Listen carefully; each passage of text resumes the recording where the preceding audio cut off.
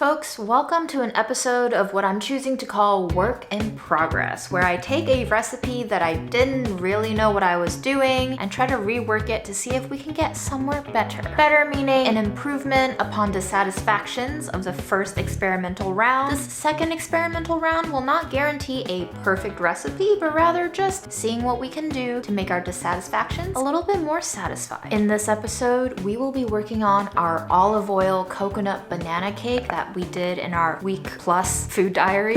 In fact, I still have a slice of it here. It was good. I like the flavor. It was just a little bit dry. I either overbaked it, used the wrong pan, or just didn't have enough moisture in the recipe. And you know what they say, in science, you should only change one variable at a time, but with June, she ain't scientific. I don't have any grand plans. I just know that these bananas are going bad-ish, and I just want to use them. So we're gonna experiment. The first thing I'm gonna do is take a look at the footage of the last time we made this cake on the fly. I'm gonna record all the amounts that we used in that specific instance, and then I'm gonna see what we can fidget with to get it to be moister, more delicious, more sexy, more satisfying. We did 2 bananas mashed, about 148 grams, 60 grams of extra virgin olive oil, half a cup of sugar, about 100 grams, a pinch of salt, a teaspoon and a half of baking powder, a quarter teaspoon of baking soda, a half teaspoon of chai spice, 2 tablespoons of our coconut powder, 2 tablespoons of yogurt, plus 1 large egg, and 160 grams of cassava flour. We divided that batter into 2, and we baked half of it plain and half of it with 5 grams of cocoa added, plus half a teaspoon of almond extract and 30 grams of milk to offset that cocoa. We mixed both of them into the pan, swerved it around a little bit, smoothed it out, slid it into a 350-degree oven for 25 minutes, and while it was baked pretty perfectly,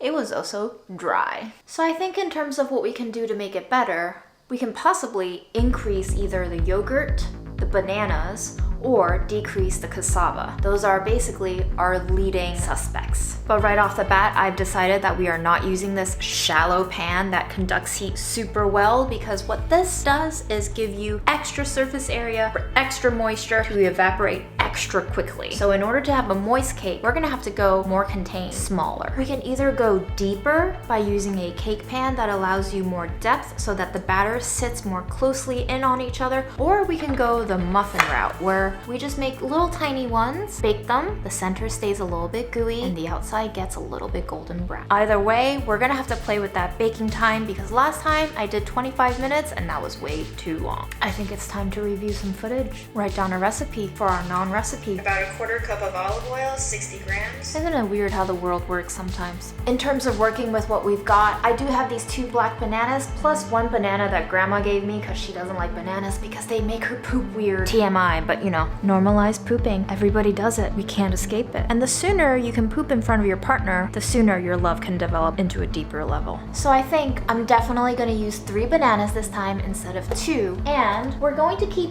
everything else the exact same except when we get to the yogurt. I think this time instead of using Greek unsweetened, I'm gonna go ahead and use our vanilla sweetened yogurt. It is not strained into a Greek thickness. It is just normal slithery, slimy yogurt that will by default give us a little more moisture. One thing I did notice last time was that the cassava flour took a little while to absorb all the liquid and actually solidify in the mixing bowl. So this time, after we mix the batter, I'm going to let it sit for 10 minutes before I bake it. This way I can make sure if that batter is sitting at the right consistency. Normally for cake batters, I like it to be sloppy enough that it's drizzling at an even pace off of my spoon. If it is a lot more thick and solid and doesn't really drip off the spoon at a molasses pace, it's probably a little too thick. It's probably gonna yield a cornbread texture rather than a little spongy, springy cake texture. Now, provided that we are working with cassava flour, there is no gluten here, which means it will not achieve the same consistency as something like an angel food cake, a yellow cake, or a chocolate cake even.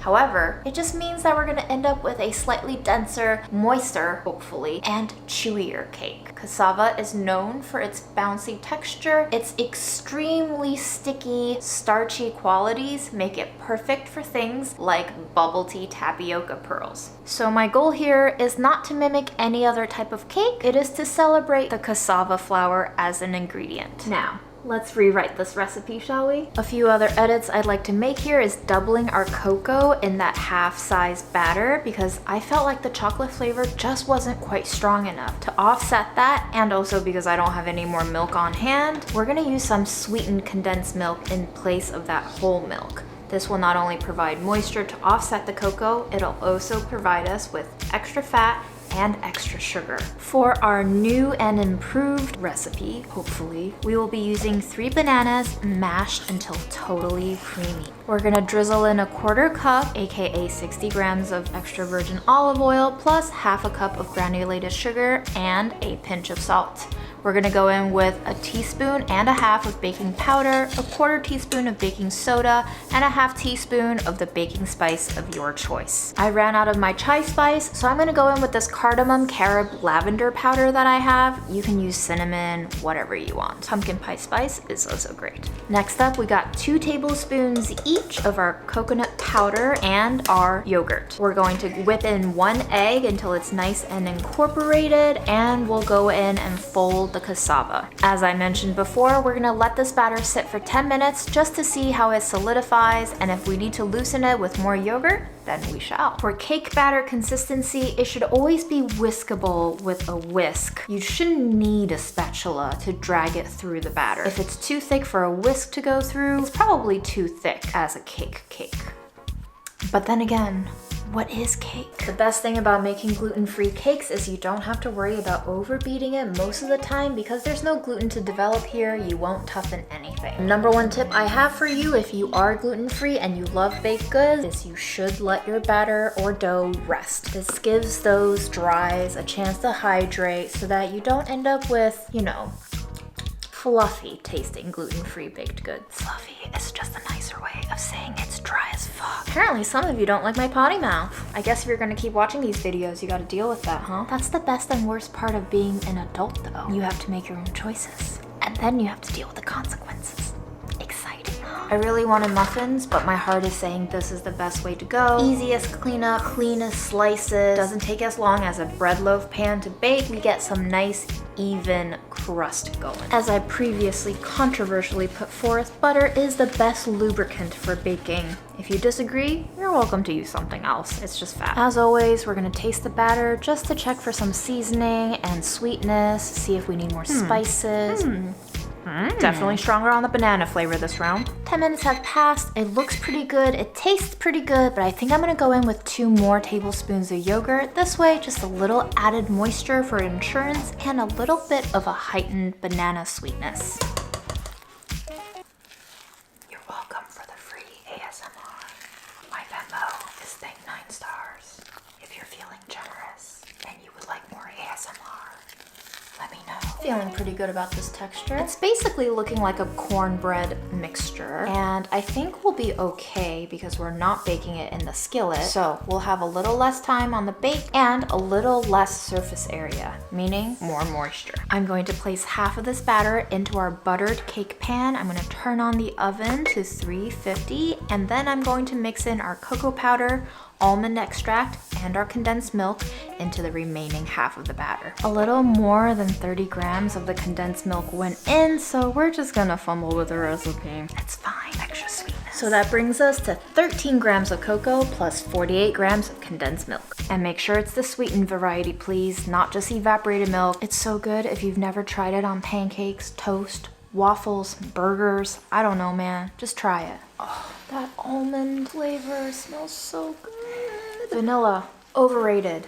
2023 is the year for almond extract, guys. Almond extract, get it hype. When bloomed chocolate looks like this, they are very easily crumbled, meaning you probably don't even need a knife. You just need to crunch it with your hand. Feel like Iron Man. Whatever portion of your condensed milk you don't devour right away, you can pour into a clean glass jar and store in the fridge for probably months. Just keep it clean, okay? I mean it, keep it clean. We'll start with an arbitrary 16-minute bake time. Check on it. Last time, I thought it was just too soft in the middle, but turns out cassava is just that soft. It's pretty spongy, so that once it's baked all the way through and you see the sides peeling from the pan, chances are by the time it cools out of the oven, it's gonna shrink and it's gonna be dry, fluffy. To give our cake a special holiday cheer, I'm going to use what's left in the can of our condensed milk. I'm going to whisk in some of this violet liqueur, and we're gonna use that as a little tiny brush when the cake comes out of the oven. Extra moisture, extra fragrance, extra sweetness, extra milk.